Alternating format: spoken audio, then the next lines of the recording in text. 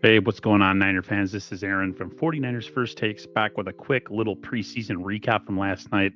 So I wanted to let that game last night kind of marinate, kind of sit in my mind a little bit, and just wanted to come on here with a little quick recap. Nothing written down, nothing, no notes. I think the one thing to take away from the preseason is we need to let things play themselves out. And when I talk about that, I'm talking about Nick Martin. I had a pretty strong visceral reaction to Nick Martin's first preseason game without really knowing the context of everything. And I was wrong about him. I was insanely wrong about him. I pretty much in my mind was like, okay, he's a year away. The Niners need to put him on the practice squad, bury him on the depth chart.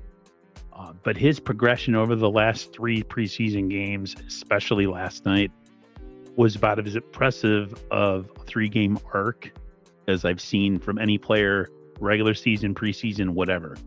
So the Niners go into the season with really a really good linebacking core, a group with a ton of depth in a position of strength. I mean, Johnny Holland is the best linebacker coach in the NFL, and he's got one hell of a crew. He's got D. Winters, Fred Warner, Nick Martin, Tatum Bethune, Curtis Robinson. I mean, that right there is a pretty damn good group. And I know I'm missing some other linebackers, but just those four players themselves are just in the Niners. They're in a really good position right now. So do yourself a favor. If you judge people too quickly, don't do that. Don't be like me. Let things play themselves out and then come back to it. And that's what I did. And I honestly say that I'm glad I was wrong. He looks like he could be a really good player. Still probably won't start, but the Niners have, like I said, really good depth at linebacker. The other big thing, like last night, that I think a lot of us saw was just like the visceral reaction from the faithful when it comes to Jake Moody, missing an extra point and all that, just him making mistakes. And 49er fans just have had enough. And I myself don't really want him to be the kicker of the 49ers. But the Niners made that decision quite a long time ago during training camp because of injuries. So going into the season, he is going to be the kicker for the 49ers. And it's just something I have to deal with. Do I think it's a permanent thing if he struggles? No, I think the Niners are putting him on a short leash.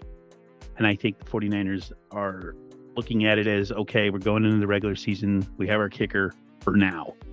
But he's definitely not safe. Just missing an extra point and just his mental makeup, stuff like that. How long can he last under pressure if he misses a kick that loses a game or has a series of struggles as the season starts? What are the 49ers to do? I personally think that if he struggles consistently throughout the early part of the season, that they will cut him. So there's that. I thought Marquis Siegel played well. I think he's acquitted himself well to that safety position. So going into the season with Marquis Siegel and Jason Pinnock as your starting safeties, it's another good situation where they suddenly have depth at a position they didn't think they were. Don't know if Jair Brown gets cut, but he's as of now still on the roster. Of course, Malik Mustafa, we're waiting him to come back from injury. Defensively, other places, the return of CJ West, Michael Williams. Niners might have a lot of rookies and youngsters with, having a chance to start this year or giving some pretty big contributions. So that's a fun thing to think about. They really don't have much of a choice. So I'm really looking forward to that. I think the other thing too is the offensive line.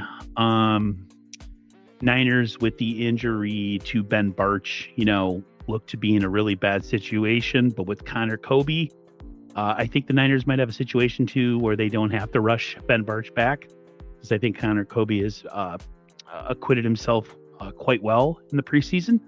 So there's that. Quarterback wise, we know it's Brock Purdy. He's the starting quarterback of the San Francisco 49ers. He's the guy. They paid him the money, and now it's time to go to work. 49ers receiving crew is going to be kind of down for a bit.